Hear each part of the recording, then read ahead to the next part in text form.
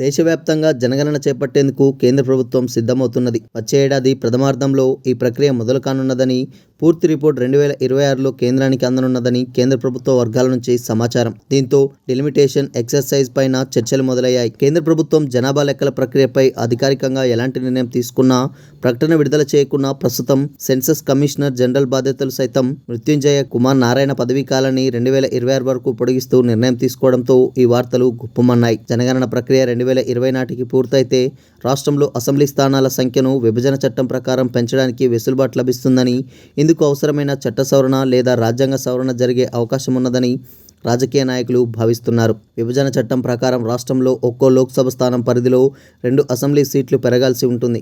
ఆ ప్రకారం ప్రస్తుతం ఉన్న 119 అసెంబ్లీ సెగ్మెంట్లు 153 వరకు పెరగనున్నాయి. ఆంధ్రప్రదేశ్లో సైతం అసెంబ్లీ స్థానాల సంఖ్య 175 నుంచి 225కు పెరగనున్నాయి.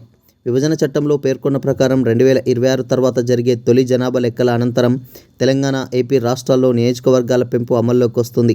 ఆ ప్రకారం 2034లో జరిగే ఎన్నికల నుంచి వర్తించే ఛాన్స్ ఉన్నది. కానీ దీనిని సవరణలు చేసి 2026 తర్వాత జరిగే డిలిమిటేషన్ ప్రక్రియతోనే విభజన చట్టంలోని అంశాన్ని సైతం వర్తింపజేయాలని బీఆర్ఎస్ తరపున అప్పటి ఎంపీగా వినోద్ కుమార్ లోక్సభలో డిమాండ్ చేశారు.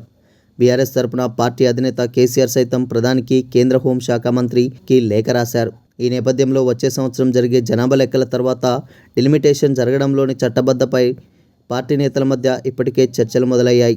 లోక్సభ ఎన్నికలు 2029లో జరగనున్నందున అప్పటికల్లా దేశవ్యాప్తంగా డిలిమిటేషన్ ప్రక్రియను కంప్లీట్ చేయాలని కేంద్ర ప్రభుత్వం భావిస్తున్నందున దానితో పాటే తెలంగాణలోని అసెంబ్లీ, లోక్సభ స్థానాల సంఖ్య పెరుగుతుందనే ఆశలు నెలకొన్నాయి. పార్లమెంట్ ఎన్నికల నాటికి డిలిమిటేషన్ పూర్తి చేయడంపై కేంద్రం నిర్ణయం తీసుకుంటే తెలంగాణకు సైతం లబ్ధి కలుగుతుందనే ఆశాభావం వివిధ పార్టీల నేతల్లో వ్యక్తమవుతున్నది.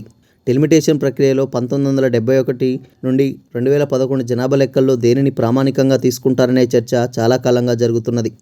జనాభా నియంత్రణ ప్రక్రియను దక్షిణాది రాష్ట్రాలుగా విజయవంతంగా అమలు చేయడంతో తాజా జనాభా లెక్కలను ప్రామాణికంగా తీసుకుంటే లోక్సభ సీట్ల సంఖ్య తగ్గుతుందని, దానివల్ల అన్యాయం జరుగుతుందని ఇప్పటికే బీఆర్ఎస్, డీఎంకే తదితర పార్టీలు కేంద్రానికి వెల్లడించాయి. కుటుంబ నియంత్రణ పాటించని ఉత్తరాది, ఈశాన్య రాష్ట్రాలకు ఎక్కువ ఎంపీ సీట్లు దక్కుతాయనే అభిప్రాయాన్ని ఓపెన్గానే వ్యక్తం చేశాయి. ఈ నేపథ్యంలో డిలిమిటేషన్కు 2025 జనాభా లెక్కలను పరిగణనలోకి తీసుకున్నా అన్యాయం జరుగుతుందనే అభిప్రాయం నెలకొంది. దేశవ్యాప్తంగా మొత్తం లోక్సభ స్థానాల సంఖ్య ప్రస్తుతం 545 ఉన్నప్పటికీ కొత్త పార్లమెంట్ భవనంలో 888 సీట్లను ఏర్పాటు చేశారు. రాజ్యసభలో సైతం 250 స్థానాలకు బదులుగా 384 మంది కూర్చునేలా అరేంజ్మెంట్స్ ఉన్నాయి. మొత్తం లోక్సభ స్థానాల సంఖ్య 2029 ఎన్నికల నాటికి పెరిగేలా డిలిమిటేషన్ ప్రక్రియను నిర్వహించాలనే ముందు చూపుతోనే బీజేపీ వ్యవహరిస్తుందనే అభిప్రాయాలను అప్పట్లో వ్యక్తమైంది. మహిళా రిజర్వేషన్ చట్ట ప్రకారం అది అమల్లోకి వచ్చిన తర్వాత చేపట్టే మొదటి జనాభా లెక్కల అనంతరం నిర్వహించే పార్లమెంట్ ఎన్నికల్లో మహిళలకు 33% స్థానాలకు కేటాయించాలన్నది సుస్పష్టం. ఏ నియోజకవర్గాలను మహిళలకు కేటాయించాల్సి ఉంటుందో జనాభా లెక్కలతో నిర్ధారణ కావాల్సి ఉంటుంది. కానీ మహిళలకు 33% స్థానాలు కేటాయించాలంటే ఇప్పుడున్న సీట్లతో సర్దుబాటు చేయడాన్ని పార్టీలు వ్యతిరేకిస్తున్నాయి. ఆ మేరకు సీట్లను పెంచి కేటాయిస్తే ఎలాంటి అభ్యంతరం లేదని ప్రకటించాయి. ఇలాంటి పరిస్థితుల్లో డిలిమిటేషన్ ప్రక్రియతో అన్ని రాష్ట్రాల్లో నియోజకవర్గాల పునర్వ్యవస్థీకరణ ఖాయమనే భావన నెలకొన్నది. మొత్తం లోక్సభ సీట్ల సంఖ్య 888గా కేంద్రం ప్రాథమిక అంచనాకు రావడంతో మొత్తం జనాభాను పరిగణనలోకి తీసుకొని ఒక్కో నియోజకవర్గానికి సగటు లెక్కలు వేసి లోక్సభ స్థానాల సంఖ్యను పెంచవచ్చనే అభిప్రాయం వినిపిస్తున్నది. ఈ అన్ని అభిప్రాయాల నేపథ్యంలో రాష్ట్రంలో ఒకేసారి లోక్సభ, అసెంబ్లీ స్థానాల సంఖ్య పెరగవచ్చనే చర్చలు పార్టీ నేతల మధ్య జరుగుతున్నాయి. విభజన చట్టం ప్రకారం సీట్ల సంఖ్యను పెంచాలంటే ఆ చట్టంలోని నిబంధనను సవరించడానికి పార్లమెంటులో బిల్లును ప్రవేశపెట్టి ఆమోదం పొందాలి.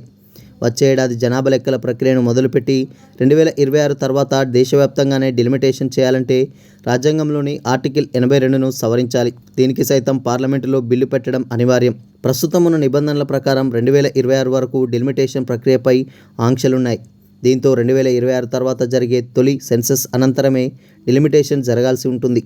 కానీ ఇప్పుడు కేంద్ర ప్రభుత్వం 2029 లోక్సభ ఎన్నికల నాటికే డిలిమిటేషన్ చేయాలని నిర్ణయం తీసుకొని దానికి అనుగుణంగా చట్ట రాజ్యాంగ సవరణలు చేస్తే విభజన చట్టానికి కూడా అదే ప్రాసెస్ను అమలు చేసి తెలంగాణ, ఏపీ రాష్ట్రాల్లోనూ లోక్సభ, అసెంబ్లీ సీట్లను పెంచేందుకు మార్గం సుగమవుతుంది.